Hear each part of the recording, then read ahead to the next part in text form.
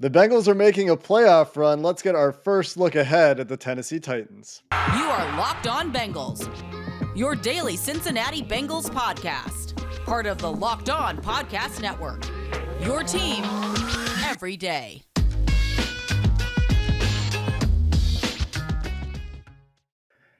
What up, Bengals fans, and welcome to another episode of the Locked On Bengals podcast. I'm your host, Jake Liscow. He's your host, James Rapien. Today, we're joined again by Joe Goodberry, 2 weeks in a row, former host of the Locked On Bengals podcast. Find his retired self, sometimes still creating Bengals content on Twitter at Joe Goodberry.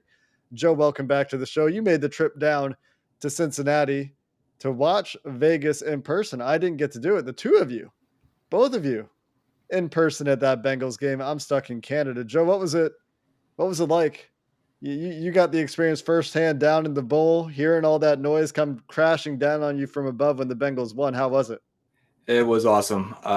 Even from the beginning, the pregame of the level of confidence everyone had, it was odd. It wasn't like a waiting for the other shoe to drop kind of thing. It was, they're going to do it today. And which is always scary when you're talking about the Bengals to have that confidence.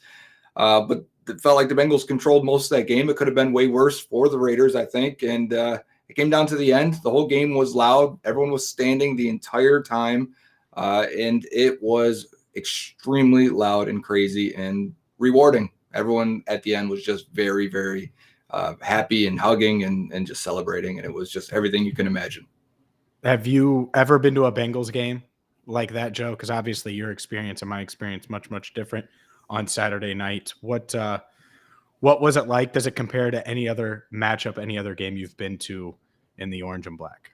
No, I've never been to a playoff game, so right there it kind of made it different. I have been to a Week 17 game where they had to win and get in, and they ended up losing, but then the Broncos beat somebody and the Bengals got in. I think it was 2011.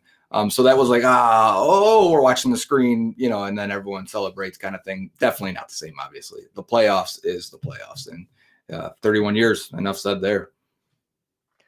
It's enough said indeed. We don't have to talk about 31 years anymore. Isn't that kind of cool?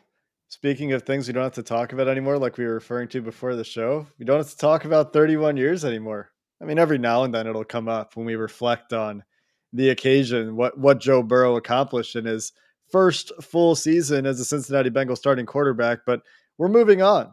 The Bengals are moving on to Nashville, Tennessee to take on the Tennessee Titans. They will be without Larry Ogunjobi, who hypothetically, technically could return for the Super Bowl, I think, given that there is that extra week between the wild card game and the Super Bowl. So 3 weeks would take you to a week before the Super Bowl, but seems like he is done for the year. Meanwhile, Trey Hendrickson in the concussion protocol. And Joe, you saw him come over to the sideline from your seats at the game talking to the trainer, because I went back and I watched, and his last play was a normal play.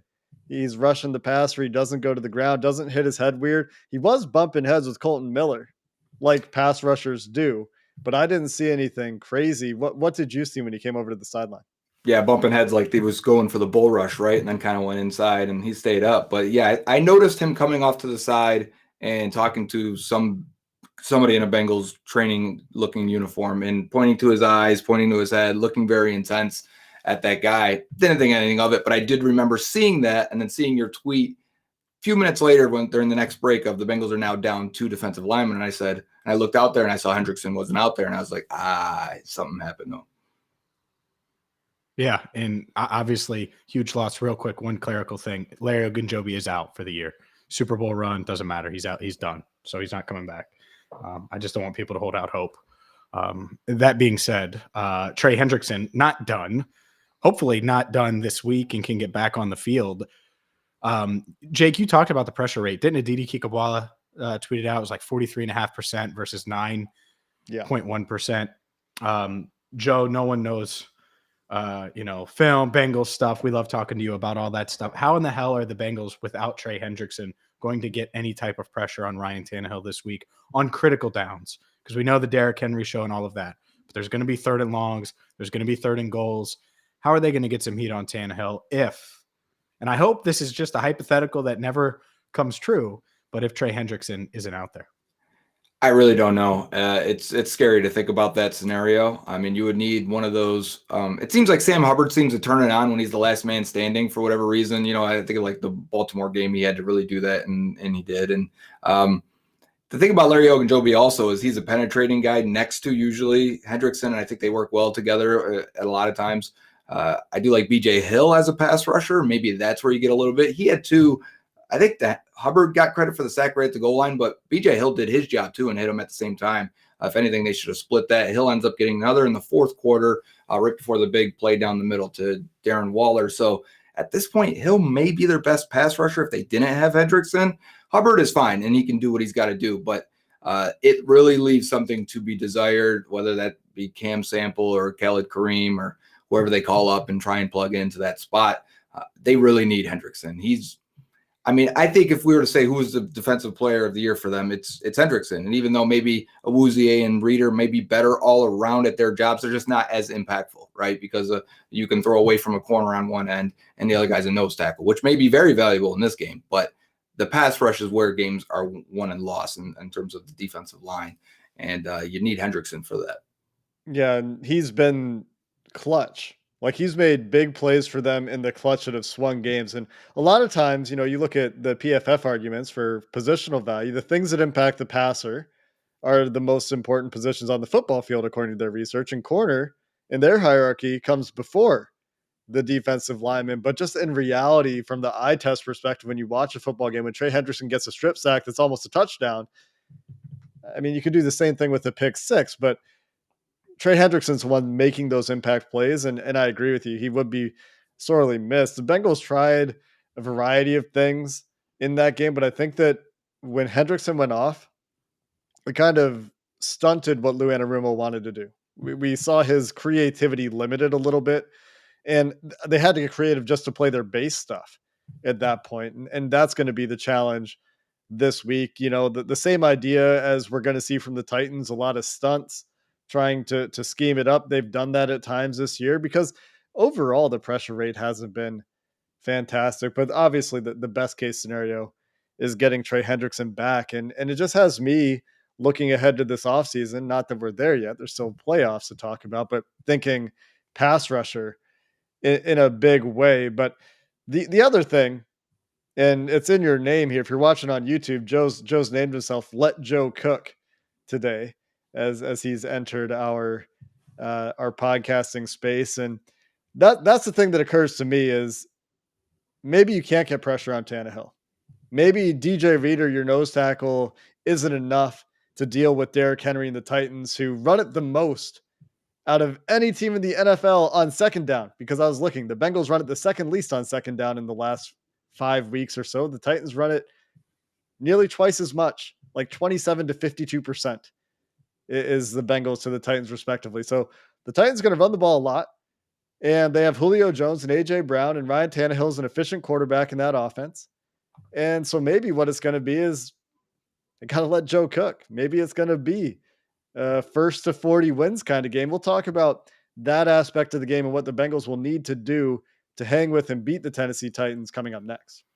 The Bengals are underdogs this week in Nashville, but if you're listening to this podcast, you probably think they have at least a puncher shot, maybe a good shot, especially if they let Joe cook. You can wager on them right now. BetOnline.ag. Use promo code locked on, and you're going to get a 50% welcome bonus. Almost said the wrong promo code. Lock 15 is Built Bars. And I know a lot of you guys are sick of me talking about Built Bars, but this is not time for that. So let's, again, if you're going to bet on BetOnline, or if you're going to bet on any of these games coming up, make sure you go to betonline.ag. Use promo code locked on. You're going to get a 50% welcome bonus on your first deposit. From football to the NBA to, well, let's say you think that the Bengals are going to make a Super Bowl run and play at SoFi Stadium when it's all said and done at the end of the year. BetOnline is where you should go. Again, use promo code locked on to get a 50% welcome bonus. BetOnline, where the game starts.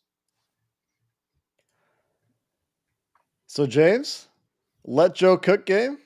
What do you think? Yeah, it needs to be. I mean, if they're going to have a shot at doing what, I think they have a shot at doing for what it's worth. This is, Before the Raiders game, we said, all right, well, what's the best case scenario? And I said the Raiders, and it worked.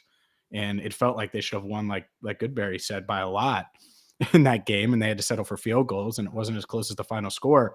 Well, best case scenario this week, it's probably Tennessee. It's a short drive, 4 hours for Cincinnatians that are going down, right? And I think that not only do you have the quarterback advantage, but you have real advantages on the outside, your weapons versus their defense, even though they're better than the week 8 performance we saw last year. Burrow's best performance as a rookie when the Bengals beat the Titans 31-20. I think it's a similar game, though, where it's going to be Burrow drop back. This might be a 50 pass game, right? Or 45 passes for Joe Burrow, something like that. And hopefully he completes 76% of them. Because if he does that, I think you got a shot for sure. Yeah, I agree. Watching the last game over again, it's kind of weird when you're in the stadium and you're watching it. Maybe it's different for your perspective. You've gotten used to it, James. But when I'm there, I don't always take everything in. So I've rewatched the game twice, and today I watched it again, and I thought, at the game, I thought they ran it too much. And then when I watched it in hindsight and, without the emotion in it, I thought they picked their spots pretty well. And I thought the toss crack stuff, trying to get Max Crosby to give him something extra to think about, hit him a little bit more. Tyler Boyd had a few good hits on Max Crosby. I thought the game plan was to let Burrow cook, but they ran into a few issues, especially in the second half, where they couldn't pick up a protection. I thought the one that came right up the middle on the stunt just got him, right? That's rock versus scissors, and they lost on that one. Same thing, right? Kicking field goals in the red zone. We've had a few games this year where it's been like, all right, why are these runs? Jake and I messaged each other after the game. Why are you running it here in this scenario? That's where I feel like if Joe's going to cook, he needs to be in the red zone this week, because the Bengals just aren't a consistent enough running team to grind out 4 yards here, 5 yards here. It's either 5 or nothing right now, it feels like, right? And I know that's not the case. I think Mixon in the second half, John Sheeran tweeted out he had a 47%, 43% success rate, which you'll take every day. But it's just not consistent enough. And I think when they get into the red zone, you want to run the ball. You want to make manageable situations because you can't stretch the field in those scenarios. Obviously, you only got 20 yards to work with, if not less. I think you need to get a little bit more creative, figure out how to get these guys involved. We haven't seen a fade in a while. We haven't seen really bunching these guys up and trying to get T. Higgins over the middle or Tyler Boyd over the middle. It seems like everything right now is, all right, Burrow drop back and see if you can hit one of these jerk routes on the outside with Chase, or maybe we can get T. Higgins or Boyd to the back pylon. And I just think defenses are sitting on that. So I'm hoping to see a little new wrinkle in the red zone with Burrow and the offense, obviously. I feel like some of that's the opposition, right? These are teams that major, I think, in cover 3 in the red zone or cover 1 manning up in the red zone. I don't think they've really, for a few weeks now, because it was Baltimore, Kansas City, and the Raiders, they haven't really faced a team that loves to live in too high in that time. A little bit more exotic with the Ravens and the Chiefs, and a little bit more, we're going to play cover 3. We're going to rotate out of too high into cover 3, and we're going to try to trick, because I think they did get Burrow a couple times with the way they rotated their safeties. But Tennessee does a little bit of everything. A lot like the Bengals do a little bit of everything on defense. And Mike Vrabel, a fantastic defensive coach, last year notwithstanding, when their defense disintegrated for some, I know they had pass rush issues, but this year, a little bit of a different story. They have a pass rush. A lot of it's been manufactured. I was talking to Mike. We'll talk to him tomorrow when we look at ways to beat the Titans. They love to send these guys on stunts. So particularly the right side of the offensive line for the Bengals will have to be better in that area. I think that Jonah Williams and Quentin Spain have really good chemistry in handling stunts at this point, but Hakeem Adeniji, Isaiah Prince, much less experience, and have played together less. So hopefully that's a little bit cleaner this week. It's certainly going to have to be a point of emphasis, because it's a point of emphasis for the Titans. But when we talk about picking your spots to run, because you have to run, obviously, you can't just go into a football game and drop back without running the football, because then you're going to look like you did against San Francisco, when it took a miraculous effort from Joe Burrow to get the ball off under heavy duress to get them back into the game. And it's too hard. You don't want to make it that hard on your quarterback. Sometimes you have to, But if you can avoid it, there's a place to run. You just have to be a little bit better at it. Where I take issue with it was like the second and goal from the 10. I don't really know. I know they have scored red zone runs this year, but we were talking, Joe. I went back and looked, and they haven't scored on a running play from the red zone for more than 10 yards out since the last time they played the Raiders. And that was 8 weeks ago now. So there's definitely room for more concepts. I'm excited for this one because we saw Burrow play a great game against the Titans last year. But Joe, what do you think the big differences are? One of them is going to be that it's in Tennessee. There's going to be a crowd. That's what really stands out to me from the start. But what else stands out to you this year? Tennessee's completely upgraded on the defensive side of the ball. Last year, if you remember, they could not get a pass rush at all. That was the game the Bengals had to insert Quentin Spain and just flop all bunch of guys around because they didn't have anyone. I don't think Burrow got sacked or maybe even only hit one time that game. He just was completely clean, and that was like our first glimpse of what was to come, right? But now you look at the Titans' defensive line and Harold Landry and Jeffrey Simmons on the inside. Jeffrey Simmons was probably the better of the two, at least ascending to that point, I think. And he's the one that can cause troubles. And I also think, too, to your point, when you do the stunts and stuff on the defensive line, it not only affects the offensive line and their pickup, it affects your quarterback, and especially a guy that likes to move in the pocket and try and create time and buy time. Sometimes you think, okay, I've got an avenue or a path up to the right here if I step, around the right tackle. Well, if you got a Texas stunt and end tackle stunt, a lot of times that defensive tackle is coming back the other way or someone's coming across your face that you didn't expect. So we'll see how that impacts Burrow as well. The Titans do that a lot. But all in the secondary, they didn't have a corner last year. Remember picking on Jonathan Joseph? He ended up retiring shortly after that game. I think it was halfway through the year, wasn't it? But now they've got Jack Rabbit Jenkins, who we remember from a long time ago, scouting that, when the Bengals took, was it Derek Denard that year?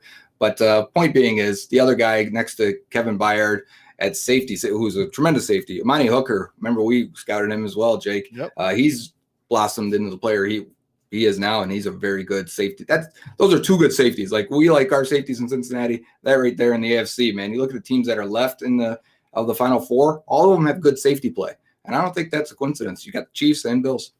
That's a really good point. Also, Christian Fulton on the other side. Former Jamar Chase teammate at LSU. Christian Fulton, those two guys very familiar with one another.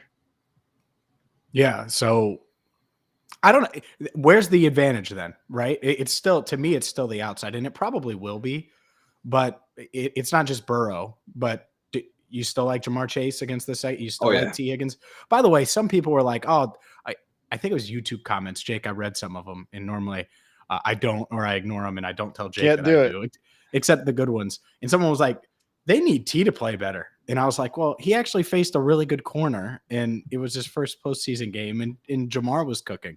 Anyways, I still like the Bengals wide receivers and their skill players in this matchup. Yeah, there was a couple passes right on the sideline that T couldn't get. Either would get his feet down or maybe the ball was placed just shortly out of his range, right? And so timing things, first playoff game, who knows there, plus he didn't seem like that foot bothered him at all, but he did come off a few times, and Mike Thomas was replacing him and run blocking, which Thomas has been really good at that lately, so that's nice to see. The point you're making, though, and I completely agree with, James, is that you take these Bengals receivers, I don't care how good your corners are on any of these teams remaining in the playoffs, and I don't care, how good they're playing. And at this point, our guys are going to win one-on-one, you feel. And the Bengals are going to keep testing that until they're proven wrong. And the big difference, the big great equalizer is Joe Burrow, who continues to play fantastic football into the playoffs. And when you think about safeties, I don't think about safety wide receiver matchups.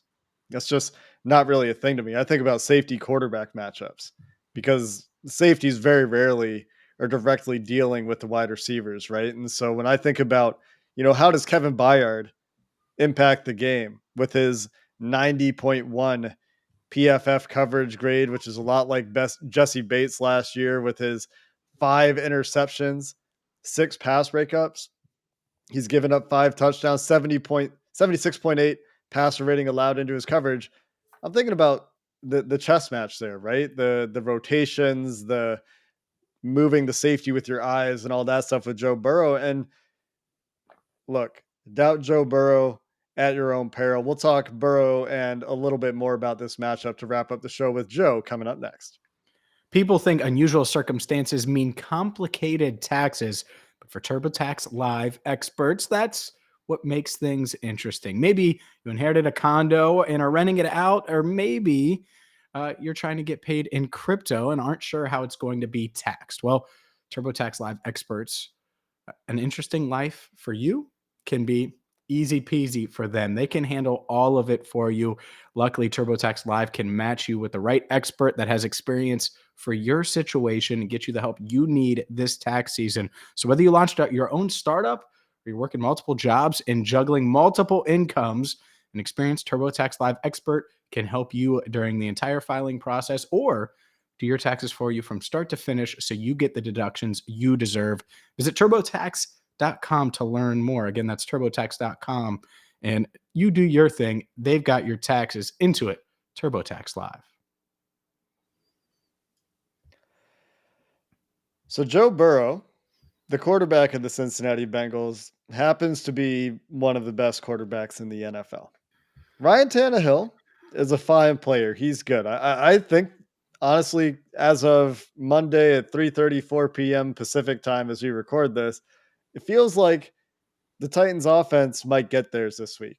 Feels like that might be tough with Derrick Henry coming back, assuming that he's 100%, with their receivers healthy, with a sound scheme, a solid offensive line, although they have had pass blocking issues.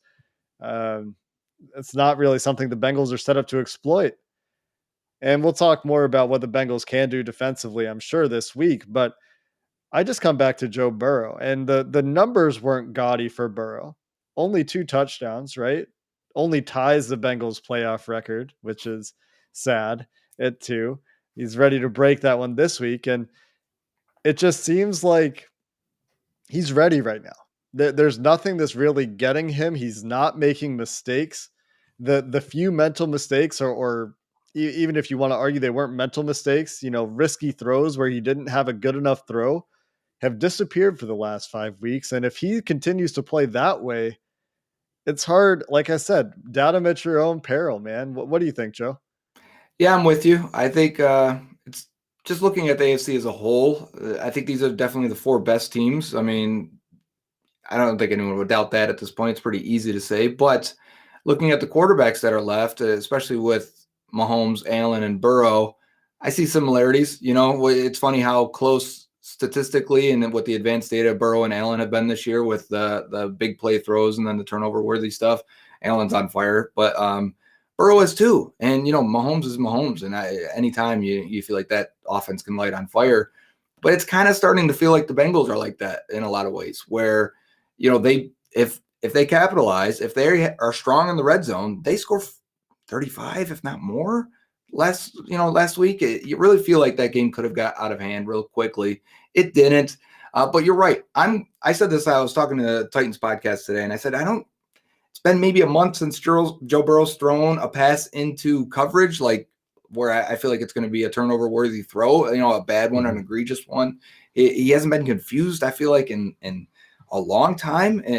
It's interesting now that is for all the talk we had in the midseason about the Bengals shooting themselves in the foot. They got to figure out turnovers. How is this going to happen? We don't know that it'll continue. We don't know that it should.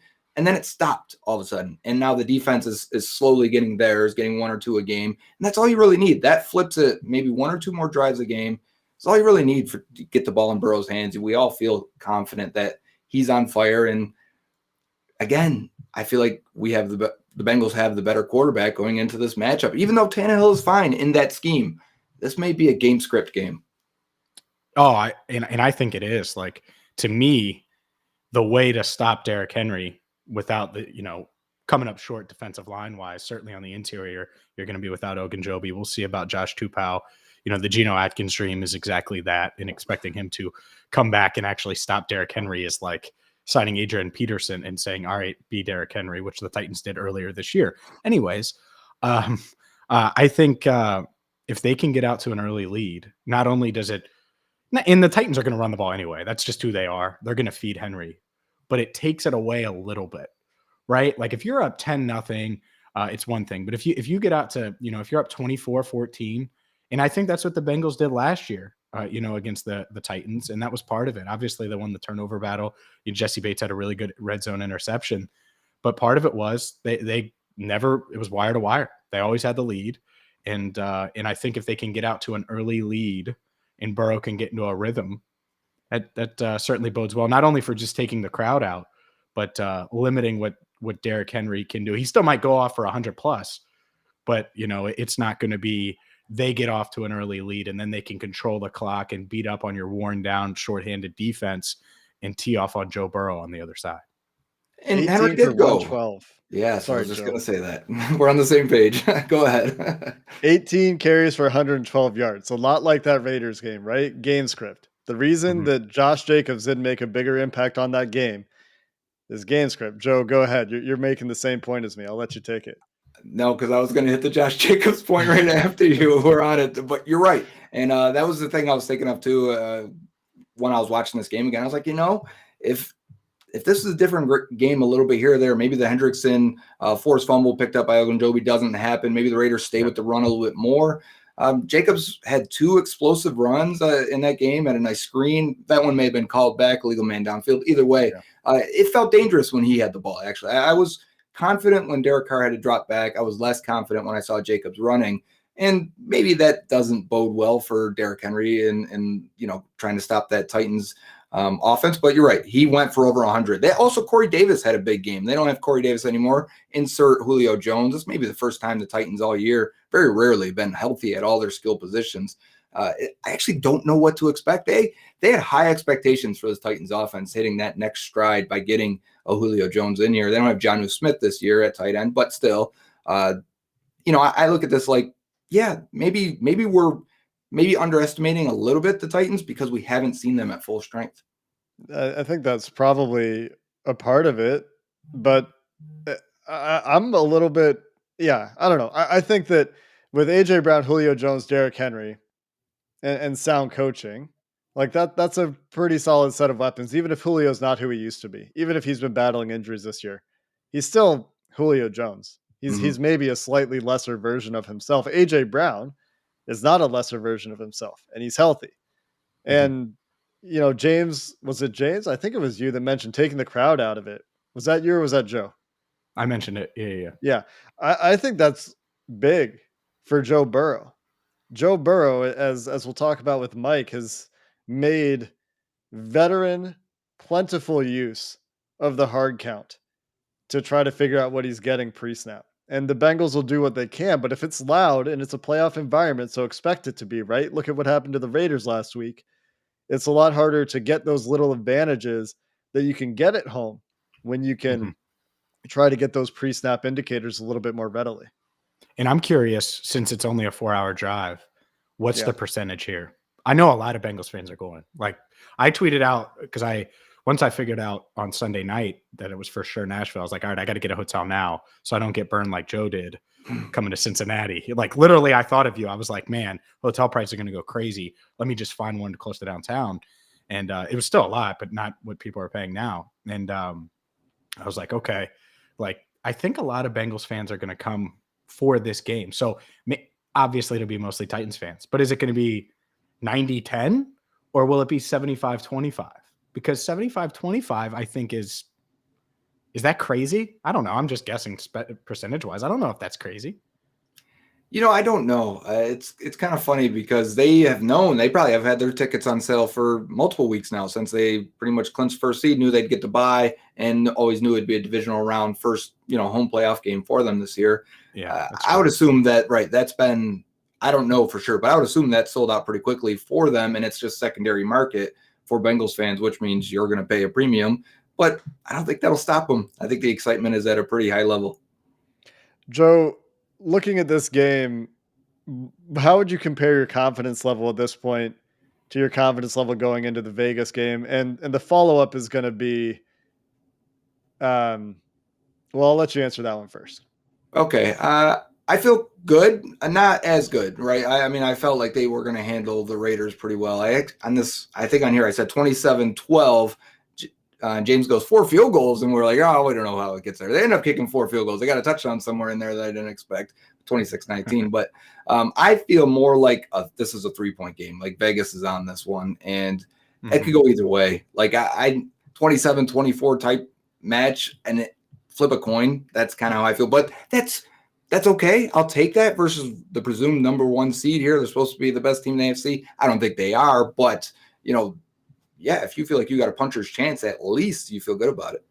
They did just lose to the Steelers. The follow-up question, and this is a conversation topic for, I think, all of us, is the house money topic. It would have been devastating, I think, had the Bengals not been able to pull it off against the Raiders. They did. We don't have to think about that. The emotional impact of losing in the second round on the road to the 1 seed Titans as dogs, I would say probably wouldn't be as severe for most Bengals fans. But to me, this isn't really a clear house money scenario because, Joe Burrow's really good. He's here. He's arrived. So you got the quarterback. You've got the quarterback on a rookie deal roster. You've invested a lot in your defense.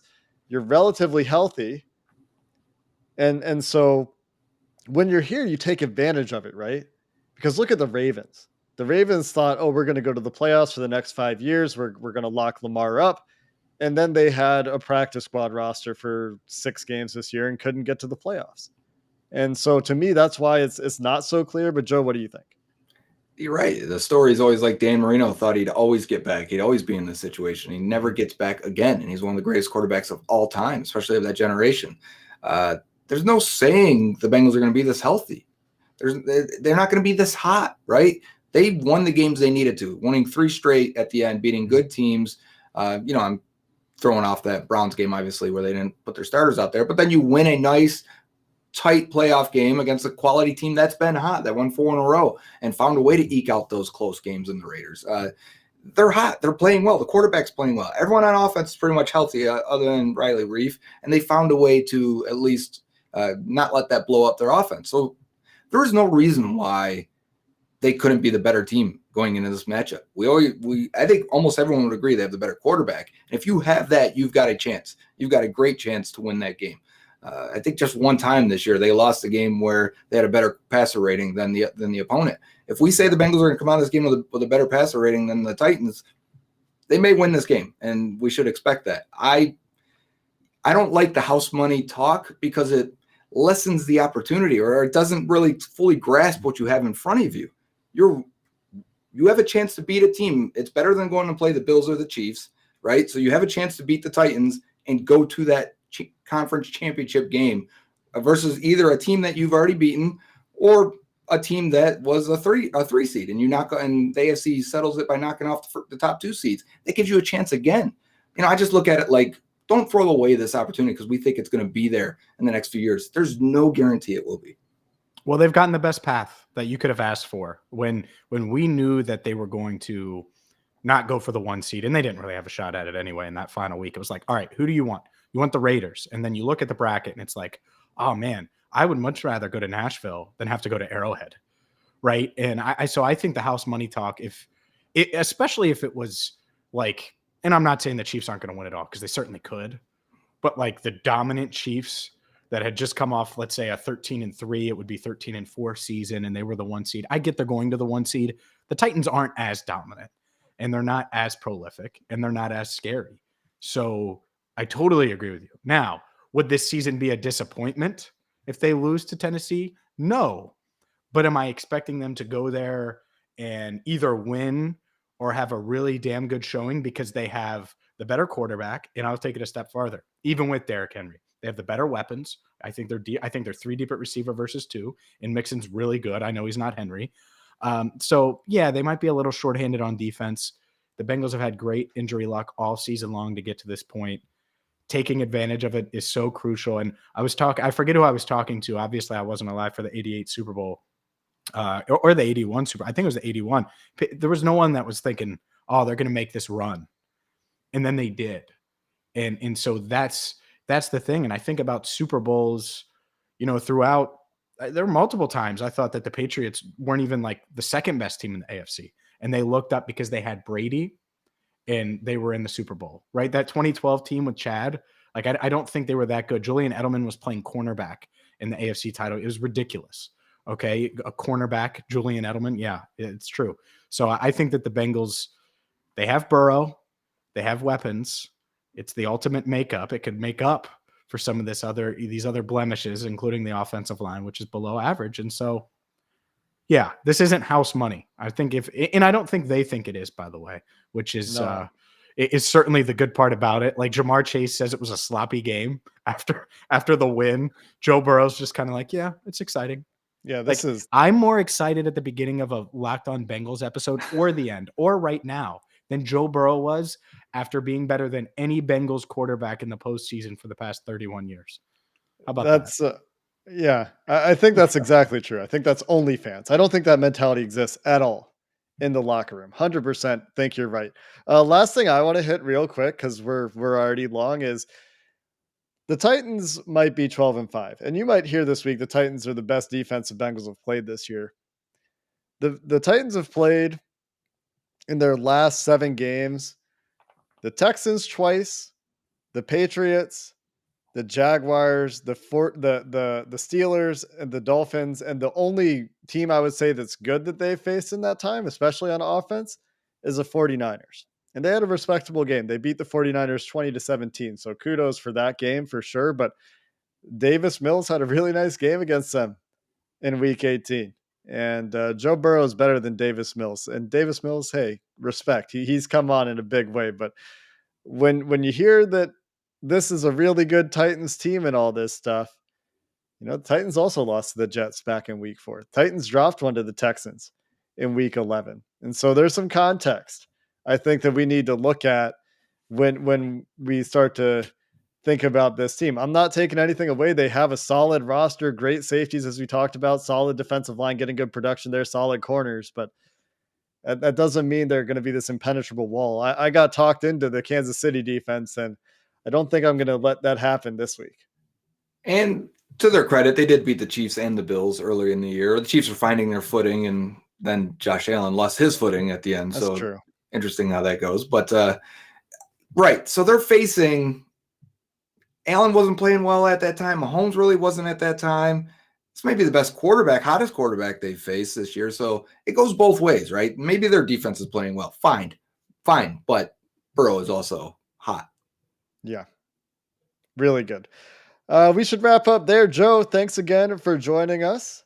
Hopefully we Thanks, see Joe. you in a week here again as we continue a march toward a potential Super Bowl.